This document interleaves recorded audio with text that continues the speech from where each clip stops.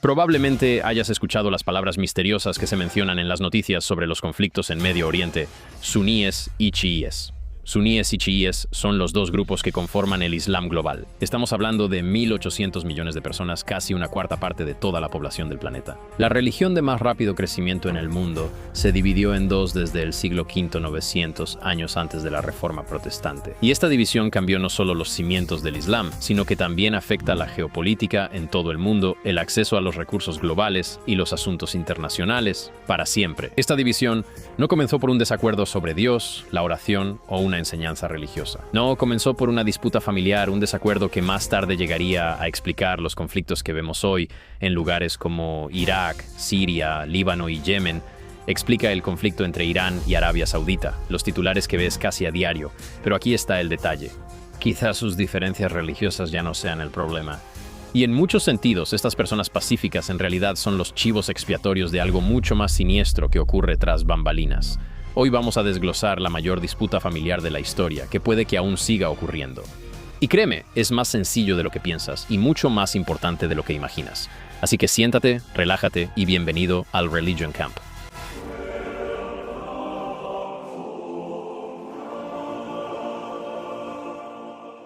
¿Qué tal, gente? Bienvenidos de nuevo al Religion Camp. Mi nombre es Mark Gagnon y gracias por acompañarme en mi tienda, donde cada semana exploramos las historias más interesantes, fascinantes y controvertidas de todo el mundo. De todas las religiones a lo largo del tiempo, siempre tratando de descubrir todas las enseñanzas secretas y conocer plenamente lo que significa entender lo divino.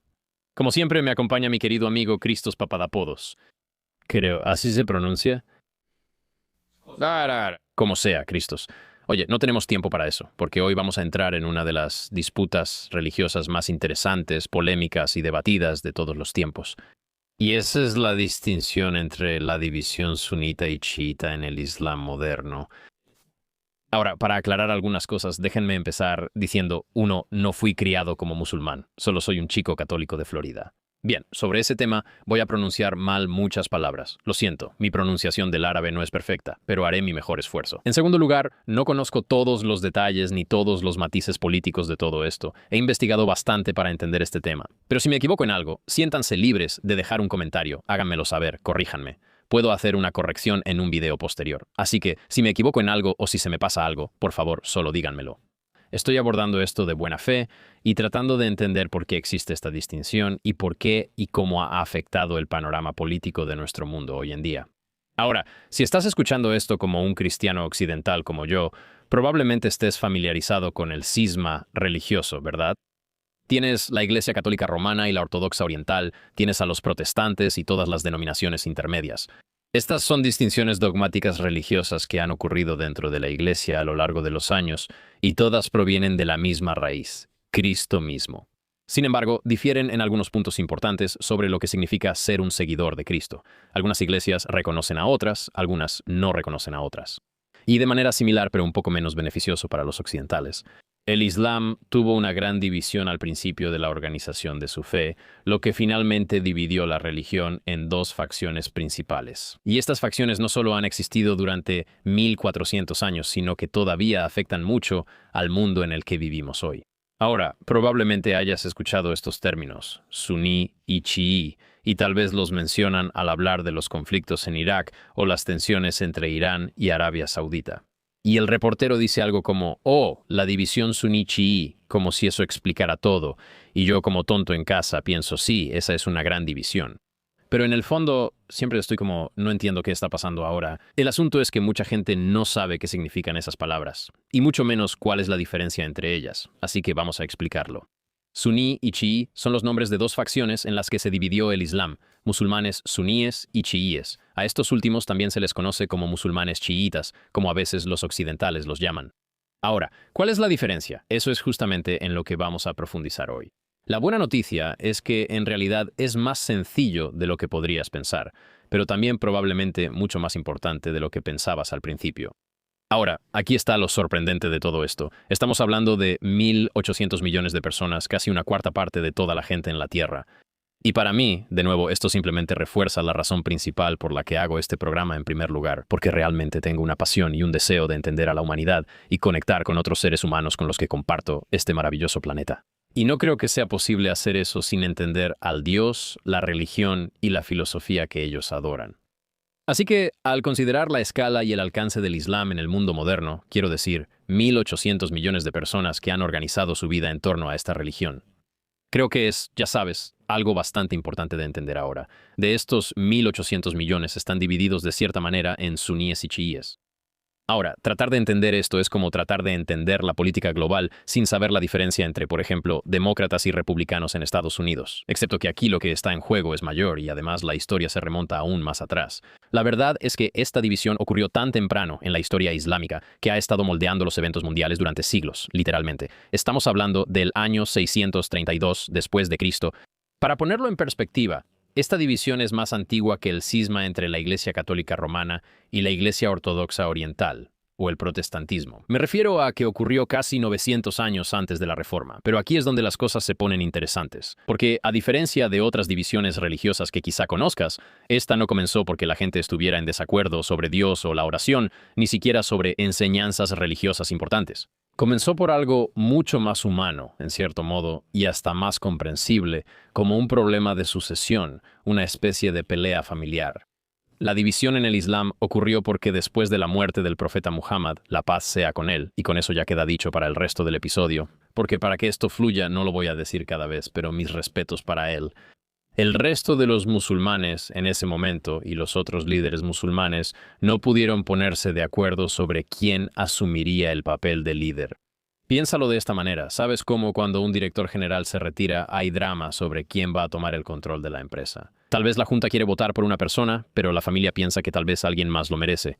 Ahora, imagina que esa empresa es la religión de más rápido crecimiento en el mundo. Y la lucha por la sucesión no solo determina quién dirige las cosas, sino que también da forma a las creencias y, de cierta manera, a la práctica de miles de millones de personas durante el próximo milenio y medio.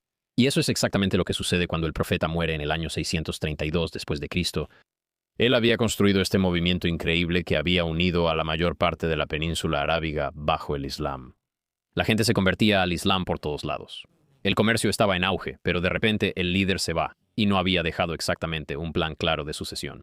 Ahora, Muhammad no era solo un líder religioso cualquiera en la primera comunidad islámica. Él era todo en uno. Era el profeta, un líder político, un comandante militar. Él recuperó la Meca y restableció el orden apropiado en la Kaaba. Era un juez, o sea, lo que se te ocurra, él era todo para la gente de esta región en ese momento. Así que cuando murió, no era solo cuestión de quién iba a dirigir las oraciones del viernes, era algo más grande. ¿Quién va a dirigir toda nuestra nueva civilización y guiarnos y mostrarnos el camino correcto? Y aquí es realmente donde comienza nuestra historia, porque la forma en que se respondió a este problema crearía una línea divisoria que todavía atraviesa el Medio Oriente hoy en día e influye en la política global. Y aparece en nuestras noticias de una forma u otra sin que siquiera nos demos cuenta.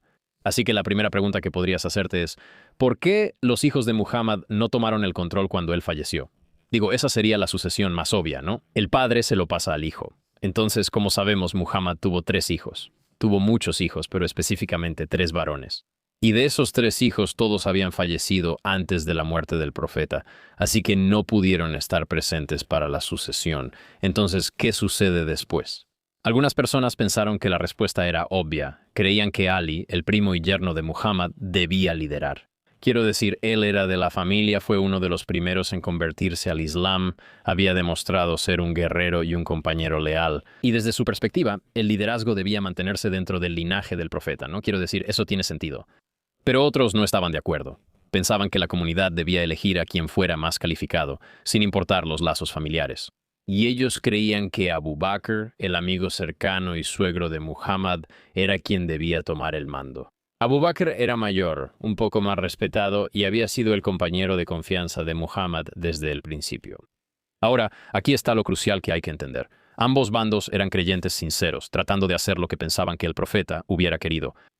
Esto no era una lucha entre buenos y malos, era más bien como una reunión familiar muy intensa donde todos quieren lo mejor, pero no están de acuerdo en cómo debería ser exactamente. Así que la comunidad finalmente eligió a Abu Bakr y esa decisión dividió al Islam para siempre. Aquellos que aceptaron esta elección llegaron a ser conocidos como musulmanes sunitas, seguidores de la Sunna o tradición del profeta. Y aquellos que creían que Ali debía haber sido, ya sabes, el verdadero líder elegido, se convirtieron en chiitas. que literalmente significa el partido de Ali. Al principio podrías pensar, está bien, entonces no estuvieron de acuerdo sobre una decisión de liderazgo hace 1400 años, pero ¿por qué eso sigue importando hoy en día? Bueno, la cosa con la historia es esta. Las pequeñas decisiones pueden tener consecuencias enormes, específicamente el efecto mariposa y el efecto dominó, como sabes, a lo largo de los años. Esto no se trataba solo de quién lideraría por, ya sabes, un par de años aquí y allá. Se trataba de establecer un precedente de cómo funcionaría el liderazgo islámico para las generaciones futuras.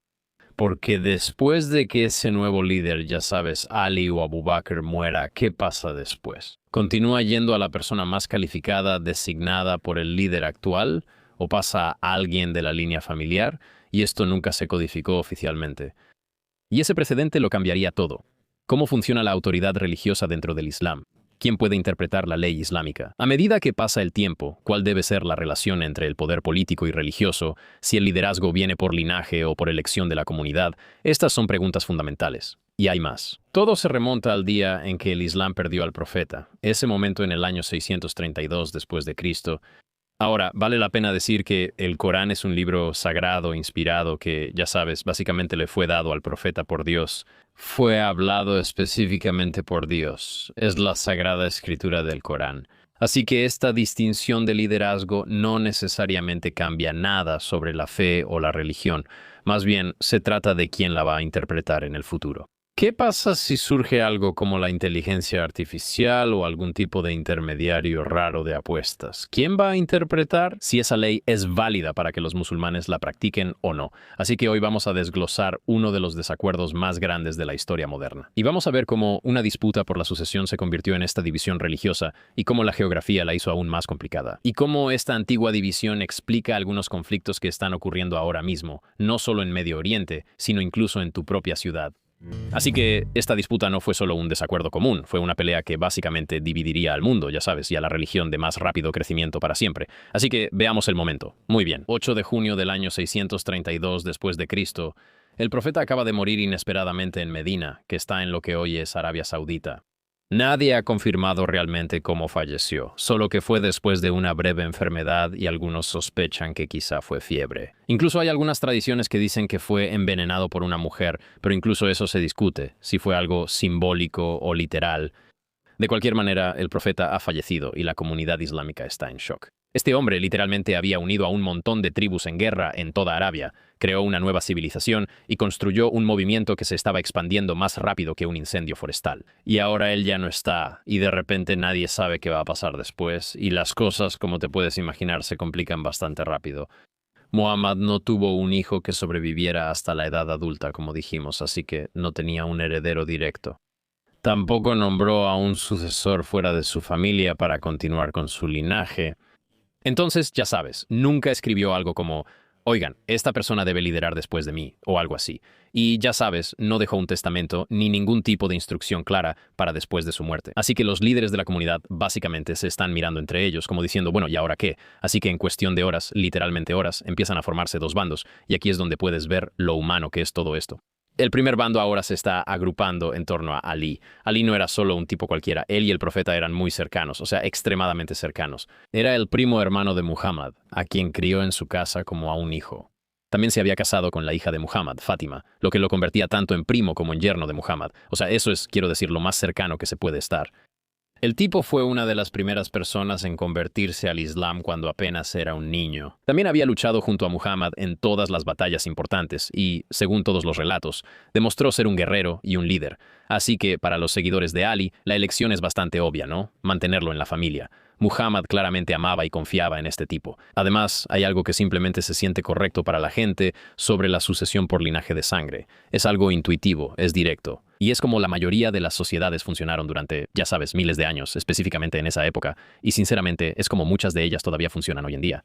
Pero aquí está el asunto. Mientras la gente de Ali presentaba su caso, otro grupo se estaba moviendo rápido, y el segundo bando se estaba reuniendo en algo llamado la Saqifa. Y esto es básicamente un área cubierta donde las tribus locales de Medina solían discutir y resolver sus asuntos. Y no están hablando de Ali en absoluto, ahora están hablando de Abu Bakr. Abu Bakr era completamente diferente en términos de candidatura. Era el amigo más cercano de Muhammad, su suegro y uno de sus asesores más confiables. Este fue el hombre que Muhammad eligió para dirigir las oraciones cuando él estaba demasiado enfermo para hacerlo por sí mismo.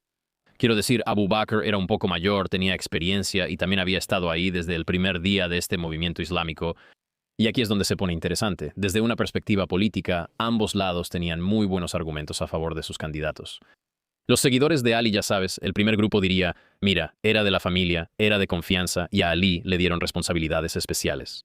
Hay sabiduría en mantener el liderazgo dentro de la línea de sangre y eso proporciona continuidad y legitimidad. Pero el segundo grupo simplemente tenía una visión diferente sobre cuáles debían ser las cualificaciones. Los seguidores de Abu Bakr dirían, mira, esto no es un reino, aquí no tenemos un gobierno hereditario. Elegimos a nuestros líderes basándonos en quién es el más calificado, en quién confía la comunidad, en quién puede hacer el trabajo de la mejor manera. Y no elegimos a los líderes por nacimiento o por quién fue su padre, los elegimos por mérito y por lo bien que saben liderar nuestro califato. Así que ninguno de los dos lados estaba exactamente equivocado. Simplemente tenían ideas diferentes sobre cómo debería funcionar el liderazgo. Y, ya sabes, es algo razonable. Podrías imaginarte como, ya sabes, un reino en Inglaterra, ¿verdad? Y decir, está bien, el rey ha muerto, ya sabes, traemos a su hijo o elegimos a alguien. Como un general realmente competente que entiende cómo hacer política. Es como, mira, ambos podrían funcionar.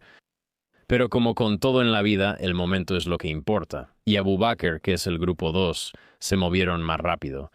Mientras algunos de los seguidores de Ali todavía estaban ocupados con los arreglos funerarios de Muhammad, la Saquifá sucedió rápidamente y Abu Bakr fue elegido como el primer califa, que literalmente significa el sucesor. La gente de Ali se sintió sorprendida. Pensaban que esto debía ser una decisión de la comunidad, pero se sintió más como una maniobra política furtiva. O sea, imagina que llegas a una reunión familiar sobre el testamento de tu abuelo, solo para descubrir que tus primos ya tuvieron una reunión ayer y se repartieron todo, sin ti, y probablemente te sentirías un poco molesto ahora. Esto es lo crucial que hay que entender. Aunque sus seguidores estaban furiosos, seguro, Ali mismo no inició una guerra por esto. Estaba molesto, claro, pero Ali, finalmente, después de unos 6 meses, aceptó públicamente el liderazgo de Abu Bakr, por el bien de la unidad. Lo cual, siendo justos, fue un gesto bastante humilde, la verdad. Y este es un buen momento para recordar que no eran solo facciones políticas, eran personas sinceras, estaban unidos por una fe, por una creencia en Alá, tratando de averiguar qué era lo mejor para sus comunidades. Y Ali pudo haber dividido el mundo islámico justo ahí, en el 632, ¡pum!, y simplemente haber creado una facción completamente nueva que fuera a la guerra. En cambio, eligió la unidad por encima de lo que él, ya sabes, podría haber reclamado el liderazgo como un derecho personal. Pero las personas que lo habían apoyado, ellos no lo superaron tan fácilmente. Se hicieron conocidos como Shiat Ali, el partido de Ali, o simplemente chiitas. Para abreviar, las personas que apoyaron la elección de Abu Bakr por parte de la comunidad se convirtieron en sunitas porque seguían la sunna o el camino tradicional. Y justo ahí, en esos primeros meses después de la muerte del profeta, tienes la gran división. El precedente sunita era que la comunidad elige a sus líderes basándose en sus cualificaciones y en el consenso, y el precedente chiita era que el liderazgo debía permanecer dentro de la línea familiar del profeta, y Ali fue despojado de esta posición legítima. Algunos en el campo chiita incluso han sugerido que hay algunos hadices que en realidad corroboran la idea de que Ali debería ser el sucesor. Entonces, se dice que en el evento de Ghadir Qum, donde supuestamente dijo aquel de quien yo soy guía o protector, Ali también lo es. Ahora, eso básicamente significa, ya sabes, a quien yo estoy protegiendo o guiando, Ali también lo está guiando. Ahora, algunas personas argumentan que esto es más una guía espiritual y no necesariamente un nombramiento político. Pero aún así, esto solo contribuye a la división. Ahora, como podemos imaginar, no termina ahí, y las cosas solo continúan volviéndose más políticas. ¿Recuerdas cómo Ali finalmente aceptó el liderazgo de Abu Bakr por el bien de la unidad? Bueno, esa unidad no duró mucho. Después de que Abu Bakr murió, el liderazgo pasó a Umar y luego a Uthman. Y los seguidores de Ali siguieron esperando a que su líder tuviera su turno. Y luego, finalmente, en el año 656 después de Cristo, 24 años después de la muerte del profeta, Ali fue, en la práctica, nombrado cuarto califa. Pero para entonces, el daño ya estaba hecho. Esas 2 décadas de espera habían creado mucho resentimiento entre estas dos facciones. Así que cuando Ali finalmente se convirtió en el líder, enfrentó desafíos inmediatos a su autoridad. Hubo guerras civiles y asesinatos políticos, y finalmente Ali mismo fue asesinado en el año 661 después de Cristo, y aquí es donde la historia toma un giro oscuro. Eso cambiaría todo lo que siguió. Después de la muerte de Ali, su hijo, Hussein, el nieto de Muhammad, intentó reclamar el liderazgo. Una vez más, tienes el problema de la sucesión. El lado de Ali dice que debe quedarse en la familia, y el lado de Abu Bakr dice que debe ser la persona más competente. Pero los vientos políticos habían cambiado. La cúpula sunita tenía el control total y no estaban dispuestos a devolver el poder a la familia de Ali. Porque, de nuevo, esto solo crearía un precedente para mantenerlo en la familia para siempre. Así que, en el año 680 después de Cristo, Hussein y un pequeño grupo de seguidores fueron rodeados por un ejército sunita mucho más grande en un lugar llamado Karbala. En lo que hoy es Irak, Hussein fue asesinado junto con la mayoría de sus compañeros. Para los musulmanes chiitas, esto no fue solo una derrota política, fue un martirio que llegaría a definir toda su identidad. Piensa en cómo los cristianos recuerdan la crucifixión o cómo los estadounidenses recuerdan el 11 de septiembre. Para los chiitas, Karbala se convirtió en ese tipo de momento definitorio. En sus mentes, esto demostró que los líderes legítimos del Islam, la propia familia del profeta, habían sido perseguidos y asesinados por personas que ellos consideraban ilegítimas. Podrías decirlo así. Cuando crees que tus líderes fueron elegidos divinamente, eso cambia la manera en que piensas sobre el liderazgo y lo mucho que te importa quién está al mando. Y luego, cuando son, ya sabes, asesinados por sus enemigos, eso cambia qué tan severa podría ser tu respuesta. Entonces los chiitas creían en la idea de que solo ciertas personas descendientes de la hija de Muhammad, Fátima, podían ser los verdaderos líderes de la religión. Ellos eran los elegidos, estaban guiados divinamente, habían sido inspirados por Dios, eran estos líderes, los imanes, esos son a quienes Dios ha llamado ahora. Los sunitas vieron esto y dijeron, oye, así no funciona esto. Desde su perspectiva, la autoridad religiosa proviene del conocimiento y el consenso de la comunidad y de seguir las tradiciones que Muhammad había establecido. No necesitas ser parte de una línea de sangre especial para tener acceso a Dios. Alá no actúa así. Necesitas estudiar el Corán, necesitas entender la ley islámica, necesitas tener la confianza de la comunidad. Y dicho esto, los sunitas no creían en el mismo tipo de ordenación divina del califa que los chiitas. Así que, de nuevo, todo se reduce a este desacuerdo fundamental y, en mi opinión, ambos lados podrían funcionar. Es solo cuestión de cuál funcionó, por no mencionar. Los sunitas están diciendo, bueno, ya establecimos que Abu Bakr es la persona que va a tomar el mando, así que será la persona que la comunidad elija después. Los chiitas creían en esta cadena ininterrumpida de líderes guiados divinamente, comenzando con el profeta, así que los sunitas creen en esta erudición colectiva y en la toma de decisiones comunitaria, comenzando con el profeta, pero no necesariamente vinculados biológicamente. Ahora, esta sola diferencia en la autoridad religiosa llevaría también a todas las demás diferencias. Así que si entras a una mezquita chiita durante la hora de la oración, podrías notar algo diferente. Para muchos musulmanes chiitas, colocan sus frentes sobre pequeñas tabletas de arcilla cuando se postran durante la oración. Estas tabletas, llamadas turba, a menudo están hechas de arcilla, procedente de lugares sagrados como Karbala, donde Hussein fue asesinado. Los sunitas normalmente usan tapetes de oración o rezan directamente sobre el suelo limpio. Para ellos, las tabletas de arcilla quizás son innecesarias. Dios no se preocupa por lo que toque tu frente, mientras tu corazón sea puro.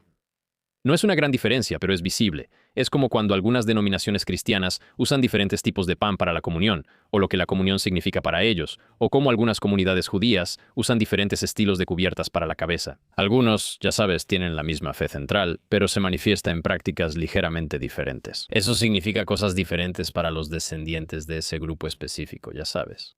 Entonces, las diferencias en el calendario están aún más directamente vinculadas al conflicto que comenzó. Por ejemplo, los chiitas tienen festividades que los sunitas realmente no observan, y viceversa. La más importante para los chiitas es Ashura. Este es el día de luto que conmemora la muerte de Hussein en Karbala. Verás procesiones y representaciones rituales de la batalla, e incluso a veces autoflagelación, mientras la gente expresa su dolor por esta tragedia de hace 1300 años. Los sunitas también reconocen Ashura, pero para ellos se trata más de ayunar y recordar a Moisés guiando a los israelitas fuera de Egipto el mismo día, solo que con un enfoque completamente diferente. O pensemos en Ghadir Qum. Este es el día en que los chiitas celebran que Muhammad supuestamente designó a Ali como su sucesor. Esta es la cita que leí antes. Esto obviamente es algo muy importante para los chiitas, ya que valida toda su narrativa histórica. Es, ya sabes, básicamente lo que los define. Sin embargo, los sunitas interpretan las palabras de Muhammad de ese día de manera diferente, o simplemente no lo ven como una sucesión clara, como lo hacen los chiitas. Ellos lo ven, de nuevo, como una especie de guía espiritual, no literalmente como un nombramiento político para ser califa. Estas festividades no son solo eventos diferentes en el calendario, son formas distintas en que las personas recuerdan la historia y diferentes historias sobre lo que realmente sucedió en esa historia y diferentes interpretaciones de lo que todo eso significa en primer lugar. Y la cosa es que estas diferencias no ocurrieron de la noche a la mañana. Estamos hablando de siglos de desarrollo, donde cada comunidad refinó sus creencias y sus prácticas en respuesta a sus experiencias. Así que los chiitas obviamente se inclinaron hacia su teología del liderazgo divino. En parte porque sus líderes, ya sabes, estaban siendo asesinados o marginados, y los sunitas desarrollaron su énfasis en el consenso de la comunidad. En parte porque, ya sabes, así es como han estado tomando decisiones desde Abu Bakr. Creo que se podría decir que cada lado estaba haciendo lo mejor que podía, basándose en lo que pensaban que era correcto, respondiendo auténticamente a su propia historia, a sus propios desafíos y a su propia comprensión de lo que el profeta realmente pretendía. Y con el tiempo, esas respuestas se convirtieron en tradiciones, luego en doctrinas y después en identidades religiosas distintas. Pero incluso con todos estos desarrollos teológicos, la división aún era manejable, ¿verdad? Sunitas y chiitas todavía vivían juntos, comerciaban entre ellos y a veces incluso gobernaban unos sobre otros sin conflictos mayores, porque ambos simplemente aceptaban eso. Alá, ya sabes, tenemos que honrar al único Dios monoteísta, y ese es Alá. Y todos tenemos un gran respeto y reverencia por el profeta, y todos leemos el Corán, y eso es lo único que importa. Pero el conflicto creciente nunca fue solo sobre teología. Hay un elemento que realmente cambiaría por completo las reglas del juego, que, en mi opinión, es el mayor factor X. Eso es lo que dicta toda la geopolítica, y eso es la geografía. Aquí hay algo que podría sorprenderte. Aproximadamente entre el 85 y el 90% de los musulmanes en todo el mundo son sunitas, mientras que solo entre el 10 y el 15% son chiitas. Así que, si haces las cuentas, eso es aproximadamente 1.5 mil millones de sunitas y quizá 200 millones de chiitas en todo el planeta, y estos números explican por qué ciertos países dominan los titulares más que otros. Ahora, si solo supieras estos números sin ningún otro contexto, esperarías eso. Los musulmanes sunitas van a dominar las noticias, ¿verdad? Después de todo, son la gran mayoría. Pero eso no es lo que pasa. Prende cualquier canal de noticias y oirás hablar de, ya sabes, Irán, Irak, Hezbollah, países y organizaciones conectados con el Islam chiita. Mucho más de lo que esperarías para un grupo que solo representa el 10% de toda la religión. Entonces, ¿a qué se debe eso? Y como la mayoría de las cosas, se trata de la ubicación. Ahora, la cosa con esos 200 millones de musulmanes chiitas no se dispersaron por todo el mundo. En cambio, se mantuvieron unidos y terminaron concentrándose en algunas de las zonas más estratégicamente importantes del planeta. Empecemos con el más importante, Irán. Hoy en día, Irán es aproximadamente un 90% chiita, lo que lo convierte en el centro indiscutible del Islam chiita en el mundo. Pero aquí está lo sorprendente. Irán no siempre fue chiita. Durante los primeros 900 años de la historia islámica, Irán fue mayormente sunita. Este cambio ocurrió en 1501 cuando una dinastía llamada los Safávidas llegó al poder en Irán. Estos tipos tomaron una decisión política calculada y declararon el Islam chiita como la religión oficial del Estado. ¿Por qué? Porque les daba una forma de distinguirse de sus enemigos, el Imperio Otomano al oeste y los varios reinos sunitas que vivían a su alrededor. Y en realidad es una jugada brillante. En lugar de ser solo otro imperio musulmán, Irán eligió convertirse en los defensores del Islam chiita. A pesar de la mayoría en su país en ese momento, eso les dio una identidad única y una forma de influir en las comunidades chiitas en otros países. Piénsalo como cuando la Unión Soviética usó el comunismo y la ideología comunista para construir alianzas durante la Guerra Fría. Pero los safávidas no solo declararon que Irán era chiita y ya, forzaron la conversión. Los eruditos sunitas fueron exiliados o ejecutados, y se trajeron clérigos chiitas de otras regiones. Y bueno, tomó un par de siglos, pero Irán eventualmente se transformó de un país de mayoría sunita a un bastión chiita, como lo conocemos hoy en día. Luego tienes Irak. Irak es básicamente el epicentro de toda la división, ¿verdad? O sea, recuerda Karbala, donde mataron a Hussein. Eso está en Irak. Y todos los otros sitios más sagrados del Islam chiita, como Nayaf, Karbala, Kadamilla, todos están en Irak también. Así que Irak es como un semillero de lugares sagrados y de devoción en la tradición chiita. Pero aquí es donde se complica. La población de Irak es aproximadamente 60% chiita y 35% sunita, y aún así, durante la mayor parte de la historia moderna de Irak, los sunitas estuvieron al mando. Aunque eran la minoría bajo el Imperio Otomano, las élites sunitas llevaban las riendas bajo el dominio británico, mantuvieron la misma estructura de poder. Y luego llegó un hombre llamado Saddam Hussein, quizá hayas oído hablar de él. Él era sunita y gobernó el país de mayoría chiita durante décadas. Así que cuando Estados Unidos invadió Irak en 2003 y quitó a Saddam, no solo cambiaron a un dictador por otro, sino que voltearon toda la estructura de poder del país. De repente, la mayoría chiita realmente podía gobernar, y eso envió ondas de choque a todo el Medio Oriente, incluyendo Arabia Saudita. La potencia sunita de repente tenía un gobierno dominado por chiitas justo al lado. Irán, la potencia chiita, de repente tenía mucha más influencia sobre la política iraquí, ya que ahora ellos también eran chiitas. Es como si México de repente se convirtiera en un aliado de China, cambiaría por completo la política de Norteamérica, porque ahora Estados Unidos tendría que preocuparse por México en cuanto a espionaje, invasión y guerra, mientras que en este momento no tenemos que hacerlo. Entonces, hablando de Arabia Saudita, aquí hay otro dato importante. Arabia Saudita es aproximadamente 85% sunita. Ahora, aquí viene lo interesante. La mayor parte de su petróleo se encuentra en la provincia oriental. ¿Y adivina quién vive ahí? Así es, la minoría chiita, que representa solo entre el 10 y el 15% de la población de Arabia Saudita. Así que puedes ver cómo esto está causando todo tipo de agitación política. Tienes la situación en la que Arabia Saudita y su economía, en muchos sentidos, dependen del petróleo que se extrae de zonas donde viven sus minorías religiosas. Y esas minorías miran al otro lado del Golfo Pérsico, hacia Irán, y ven un país donde otros chiitas como ellos están al mando. Y luego tienes actores más pequeños que juegan un papel más grande del que les corresponde. Por ejemplo, Bahrein, con una mayoría chiita, alrededor del 60%, pero gobernado por una familia real sunita.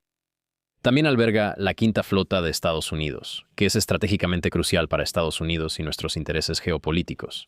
Azerbaiyán, 85% chiita, y se encuentra justo entre Irán y Rusia, con importantes reservas de petróleo y gas. Empiezas a ver el patrón aquí, ¿verdad? No es solo que los chiitas estén concentrados geográficamente, están concentrados en lugares que importan enormemente para la energía global, rutas comerciales, poder regional, todo eso. O sea, imagina esto, imagina que el 90% de los cristianos fueran católicos, pero que todos los protestantes vivieran en Texas, Alaska y los campos petroleros del Mar del Norte. Y aunque serían una pequeña minoría a nivel global, tendrían una influencia desproporcionada por el lugar donde están y el hecho de que viven en la tierra más valiosa del mundo. Esa es básicamente la situación con los suníes y chiíes. Las cifras demográficas no cuentan toda la historia, y la geografía en realidad le da a la minoría ventajas súper estratégicas.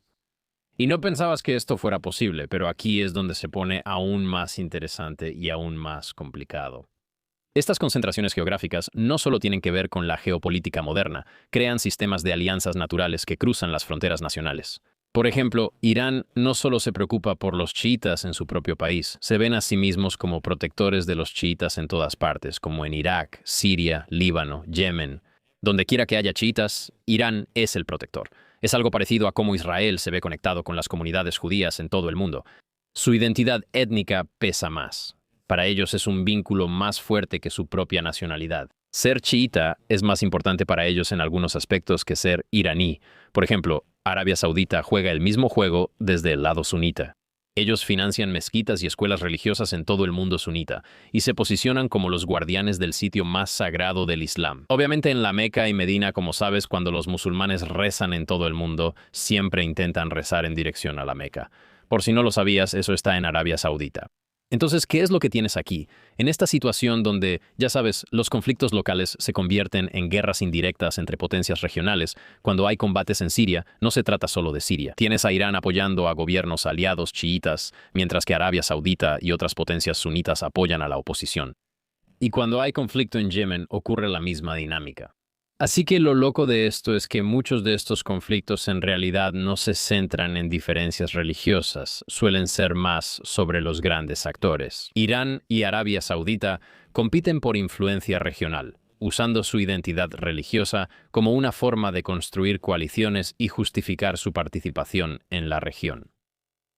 Estoy tratando de pensar, creo, literalmente, Saddam, como líder sunita al frente de un país chiita, estaba extremadamente preocupado por Irán porque es un país nacionalista chiita. Y él pensó, oh, wow, el ayatolá que ahora está en Irán puede controlar a mi gente más que yo. Aunque yo soy el líder soberano de toda esta gente, soy sunita. Podrían escucharlo a él antes que a mí. Hay una enorme lucha de poder, así que en realidad va más allá de la religión, es solo poder. Es como la Guerra Fría, de alguna manera, excepto que en lugar de capitalismo contra comunismo, es como sunita contra chiita. Y al igual que en la Guerra Fría, las etiquetas ideológicas a menudo enmascaran lo que realmente está pasando. ¿verdad? O sea, Cuba necesariamente era como, oh, somos los más comunistas de todos, o solo estaban tratando de obtener protección de esa enorme entidad de la Guerra Fría, y Fidel pudo llegar a un acuerdo. Pero lo que hace las cosas aún más complejas en la Guerra Fría, a diferencia de, ya sabes, los estadounidenses y los soviéticos, los iraníes y los sauditas, en realidad sí comparten una religión, un profeta, un dios y un libro sagrado, lo que significa que esta competencia está ocurriendo dentro de esta familia de creyentes, no entre enemigos ni siquiera entre extraños. Estas son personas que estudian el Corán y los hadices a fondo durante toda su vida. Y eso crea todo tipo de complicaciones para que el resto del mundo, desde afuera, al observar, intente entender lo que realmente está sucediendo. Así que aquí hay una pregunta que podría sorprenderte. Si esta división sunita-chiita es tan importante, ¿por qué nadie en Estados Unidos realmente hablaba de ella antes? Como en los años 80, o sea, regresa y lee los periódicos de los años 60 y 70 sobre Medio Oriente. Verás cosas sobre nacionalismo árabe y socialismo, política petrolera, conflictos indirectos de la Guerra Fría, Israel, por supuesto, pero la violencia sectaria casi no se mencionaba. Quiero decir, la guerra entre Irán e Irak en los años 80 fue como la primera vez que los medios occidentales realmente empezaron a examinar esta disparidad entre sunitas y chiitas. Y ahora esas palabras se usan todo el tiempo, como si eso fuera una explicación para todos los problemas. Esto es lo que los medios no necesariamente explican. La mayoría de los musulmanes suníes y chiíes se llevan bien en su vida diaria. Nadie en los medios realmente enfatizaba la división porque realmente no parecía haber una gran división. Tomemos el caso de Líbano, por ejemplo, ¿sabes? Como las noticias siempre hablan de las tensiones sectarias en Líbano. Esto es lo que no dicen. Las familias sunitas y chiitas viven en la misma calle, los niños van a las mismas escuelas y la gente trabaja en las mismas oficinas. Y la comunidad musulmana en Líbano tuvo que compartir espacio con cristianos libaneses, drusos y maronitas, y durante mucho tiempo todos coexistieron en gran medida con éxito. Y no fue hasta que comenzó la guerra civil en Líbano a finales de los años 70 que las facciones empezaron a importar y, por supuesto, todo cambió. O sea, el Irak de antes de 2003, ¿verdad? Este es territorio de Saddam Hussein, y él era un dictador brutal. Pero la sociedad iraquí no andaba por ahí en constante guerra religiosa. Sunitas y chiitas se casaban entre sí. Algunas de las familias iraquíes más famosas tenían ramas tanto sunitas como chiitas. Los vecindarios estaban mezclados. O sea, un país que es, ya sabes, predominantemente chiita. Tenía a un tipo sunita dirigiendo el país, ya sabes, el que arreglaba tu coche podía ser sunita, la mujer que atendía la tienda podía ser chiita, a nadie le importaba realmente. En el día a día, de hecho, aquí hay algo que podría sorprenderte. El auge de la identidad sectaria extrema, como la conocemos en Irak, en realidad surgió después de la invasión estadounidense, no antes. Cuando el antiguo gobierno colapsó y estalló la guerra civil, la gente empezó a identificarse más con esas divisiones religiosas, porque se convirtió en una forma de encontrar protección y organizarse políticamente en un momento de caos nacional extremo. Ahora, para ser claro, no es que las identidades suní o chií no fueran importantes para la gente antes. Es solo que no eran tan importantes ni tan divisivas como se volvieron después de los conflictos en su país, que de alguna manera los hicieron sentir que necesitaban unirse, y obviamente para la protección de sus comunidades y su fe. Es como en Estados Unidos, donde la gente realmente no se consideraba del norte o del sur hasta que estalló la guerra civil, y entonces tuvieron que elegir un bando, e incluso hasta el día de hoy la gente se identifica como, oh, soy sureño o soy norteño. Y ese conflicto obviamente refuerza la identidad, y esa identidad a su vez alimenta el conflicto. Crea una especie de círculo vicioso. Y este patrón parece repetirse en todas partes de Siria. Antes de la guerra civil había ciudades de mayoría sunita dentro de barrios chiitas, matrimonios mixtos, asociaciones comerciales compartidas, y la violencia sectaria que ves ahí ahora es en gran parte un producto de la guerra. Pero aquí está el asunto sobre la cobertura mediática. El conflicto vende y la convivencia no. Vecinos sunitas y chiitas comparten té y se quejan del tráfico. Eso no va a hacer que nadie entre a tu sitio web ni vender un periódico, ¿verdad? Pero si dices algo como, oh, sunitas contra chiitas, pelea, guerra de pandillas, eso sí va a vender, ¿verdad? Es como asumir que todos los protestantes y católicos se odian por lo que pasó en Irlanda del Norte. Sí, claro, ahí hay conflictos religiosos serios. Pero eso no significa que los protestantes y católicos estadounidenses no sean amigos, o que los protestantes alemanes y los católicos italianos sean automáticamente enemigos. Y además, no nos recuerda cuánto comparten realmente los protestantes y los católicos, de manera similar a como los sunitas y los chiitas comparten mucho en su tradición y en su fe. Creo que la comparación con Irlanda del Norte es, en cierto modo, perfecta porque muestra cómo las etiquetas religiosas pueden ocultar conflictos políticos, ¿verdad? Por ejemplo, los conflictos no eran realmente sobre la transubstanciación, o la autoridad papal, o la divinidad de la Virgen María, o como cualquiera de las cosas de las que Lutero hablaría en la Reforma, ¿verdad? Se trata de representación política, oportunidades económicas, identidad nacional, ya sabes, alianzas con Gran Bretaña. Como que la religión era solo el uniforme del equipo, pero el juego en realidad se trataba de poder. Así que lo mismo pasa en Medio Oriente. Muchas de estas guerras sectarias en realidad se tratan de países como Irán y Arabia Saudita compitiendo por influencia regional. Y ellos, de ciertas maneras, utilizan la identidad religiosa para formar coaliciones y justificar esa participación. Pero la competencia subyacente es simplemente geopolítica clásica. O sea, mira Yemen, ¿verdad? Los medios a menudo lo presentan como rebeldes chiitas, respaldados por Irán, contra un gobierno sunita respaldado por Arabia Saudita. Pero los hutíes y los llamados rebeldes chiitas de los que estamos hablando, en realidad pertenecen a una secta chiita que es bastante diferente de los chiitas iraníes. Sus quejas son principalmente sobre la representación política y la marginación económica, no sobre diferencias teológicas con los sunitas.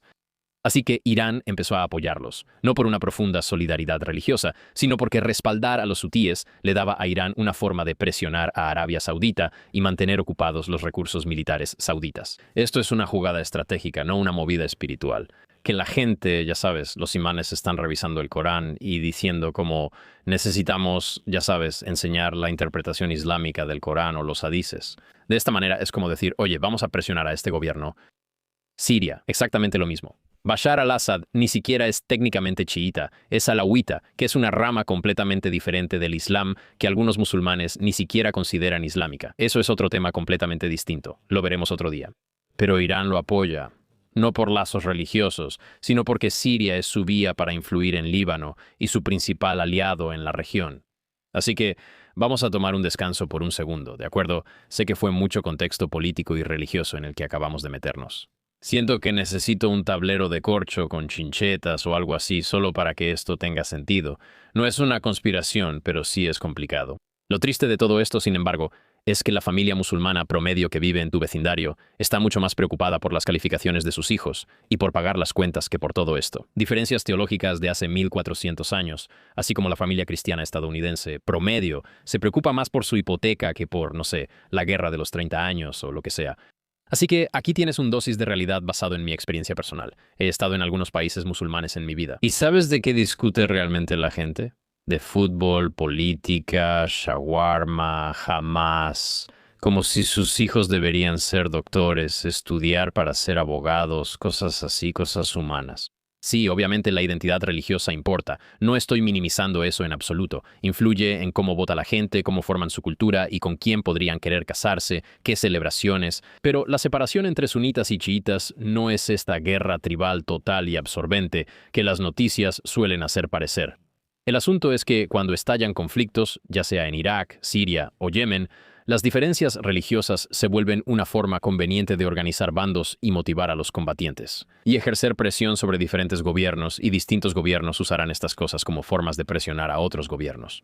Pero de repente, estas disputas teológicas de siglos de antigüedad se convierten en gritos de guerra y chivos expiatorios para las batallas políticas modernas, y a los medios les encanta la narrativa del antiguo odio religioso, porque es simple y como que lo explica todo de una manera muy clara. Suní, chií, suena como algo exótico, ya sabes, una división fundamental, ya sabes, una grieta. En lugar de potencias regionales compitiendo por influencia y usando la identidad religiosa como herramienta de movilización, eso es mucho más aburrido.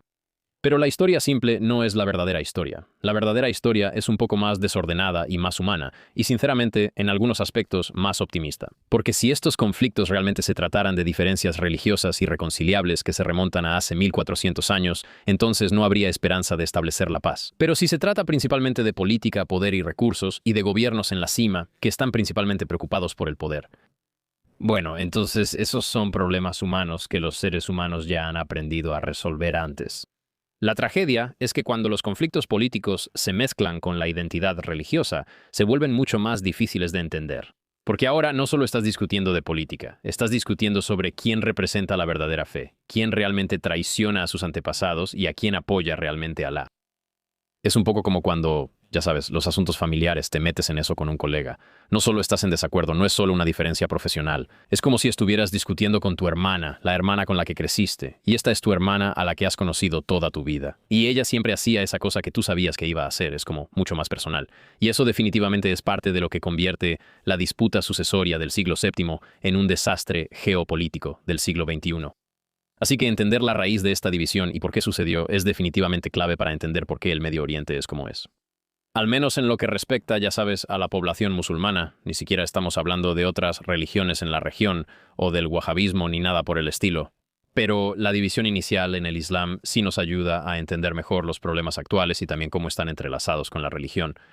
Y de alguna manera contextualiza la geopolítica actual, así que echemos un vistazo a cómo se están desarrollando algunos de estos juegos geopolíticos hoy en día. Tomemos como ejemplo la guerra civil de Siria, que comienza en 2011. Inicialmente no era un conflicto sectario. La gente protestaba contra Bashar al-Assad y su régimen dictatorial, exigiendo reformas políticas y oportunidades económicas para el pueblo. Entre los manifestantes había sunitas, cristianos, alawitas, kurdos, básicamente todos los que estaban hartos del gobierno. Pero entonces las potencias regionales se involucraron. Irán miró a Siria y pensó, Assad es nuestro aliado, este es nuestro camino para influir en Líbano, nuestra conexión con Hezbollah. No podemos dejar que caigan. Así que Irán empezó a enviar dinero y armas, y eventualmente asesores militares a Siria.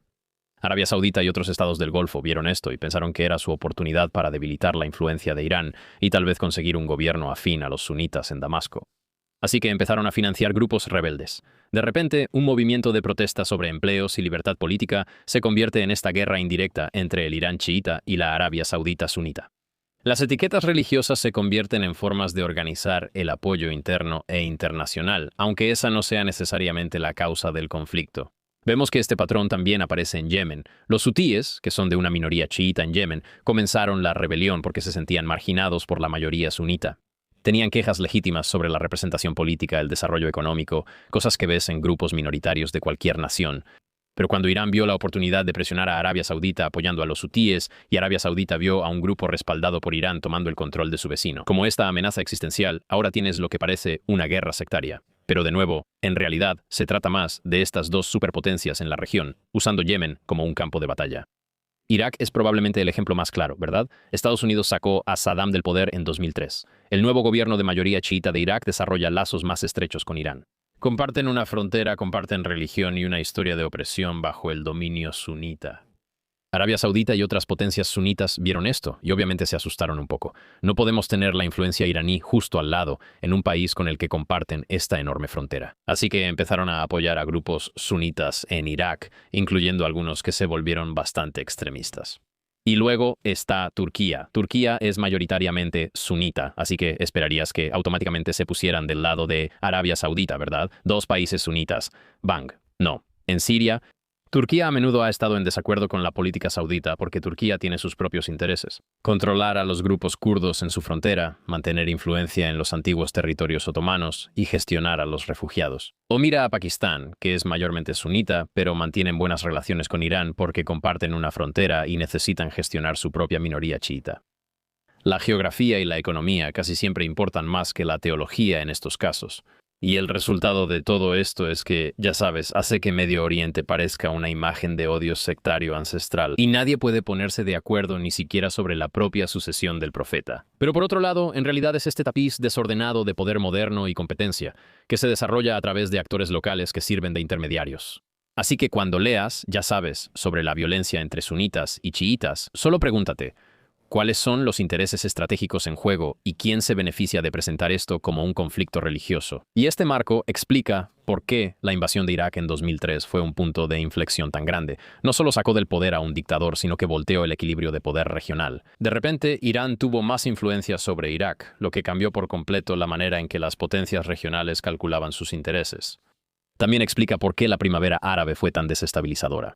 Cuando los gobiernos empezaron a caer en 2011, Irán y Arabia Saudita vieron tanto oportunidades para expandir su influencia como amenazas para sus aliados existentes. Así que comenzó cuando estos movimientos democráticos fueron absorbidos por estas rivalidades regionales más amplias.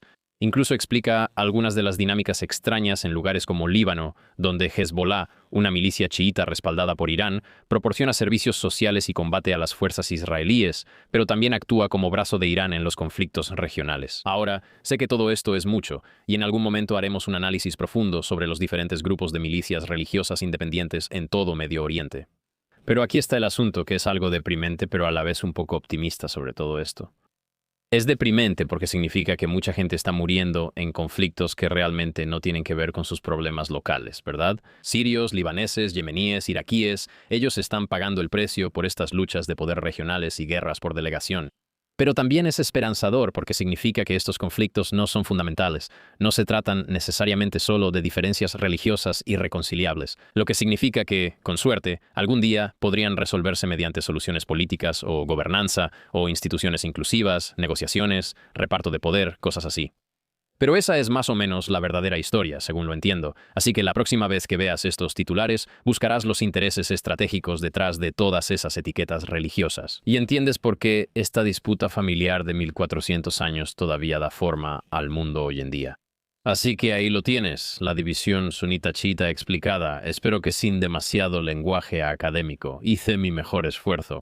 Lo que comenzó como una discusión familiar sobre el liderazgo se convirtió en diferentes tradiciones religiosas y ahora es utilizado como herramienta política por potencias rivales en guerras por delegación, y las diferencias religiosas son reales, claro. Los chiitas sí tienen creencias diferentes sobre el liderazgo y la autoridad que los sunitas, pero fíjate cómo estas diferencias se desarrollan en respuesta a estos eventos políticos. Y por eso el contexto importa, ¿verdad? La próxima vez que veas estos titulares, solo recuerda que probablemente hay mucho más ocurriendo debajo de la superficie. Y recuerda, al final del día, ambos son musulmanes, y en la vida real, la mayoría de las veces se llevan bien. Y los conflictos de los que escuchas suelen ser más sobre política que sobre la oración. Algunos de los pacificadores más efectivos en Medio Oriente han sido de hecho personas que entienden ambos lados de esta división, y pueden hablar sobre las preocupaciones religiosas mientras abordan estos problemas políticos de fondo. Saben que no puedes resolver estos problemas ignorando las dimensiones religiosas, pero tampoco puedes resolverlos tratando la religión como la única dimensión. Así que ahora eres oficialmente más inteligente que tu tío que intenta explicar la política de Medio Oriente en la Cena de Acción de Gracias. Y ojalá puedas ayudar a cambiar la forma en que la gente ve estas cosas en tus círculos, específicamente personas que tal vez no son musulmanas o que no entienden las diferencias de cómo estos dos grupos realmente interactúan. Al final del día, ambos grupos leen el mismo Corán. Ambos creen en el profeta Mahoma y creen que es el último profeta de Dios. Ambos siguen los 5 pilares del Islam: la fe, la oración, la caridad, el ayuno y la peregrinación a la Meca, el Hajj. Y esta enemistad de 1400 años no necesariamente tiene que definir los próximos 1400 años, y entenderla, espero, es un paso para superarla. Y eso, damas y caballeros, es básicamente, según lo entiendo, la división entre los suníes y los chiíes. Muchas gracias por acompañarnos en otro episodio de Religion Camp. Les agradezco muchísimo. Como dije, no crecí siendo musulmán, no crecí con esta tradición de fe. Esto es solo una investigación compilada por mí y algunos amigos para tratar de entender realmente qué es esto para la persona promedio. Así que si hay algo que se me pasó, por favor déjenlo en los comentarios. Si hay algo que simplifiqué demasiado o que dije mal, por favor háganmelo saber. Leo todos los comentarios en YouTube y Spotify y espero ver lo que ustedes dicen. Y si no creciste siendo musulmán o no sabías mucho sobre esta división religiosa y cómo se desarrolló en conflictos por delegación, me encantaría saber qué piensas, como ¿esto es nuevo para ti? ¿Tiene sentido para ti? ¿El conflicto de Irlanda del Norte y la guerra religiosa que existió en esa región te parecen similares? Deja un comentario. Los leo todos y por favor sean amables. Esto es Religion Camp, ¿verdad? Después de todo, quiero decir, bueno, la religión es lo más bonito que existe, ¿no? Nadie ha peleado nunca por una religión, ¿verdad? De todos modos, muchas gracias a todos. Les agradezco que nos acompañen en otro episodio de Religion Camp. Publicamos estos episodios cada domingo y nos vemos la próxima semana. Que estén bien y que la paz esté con ustedes.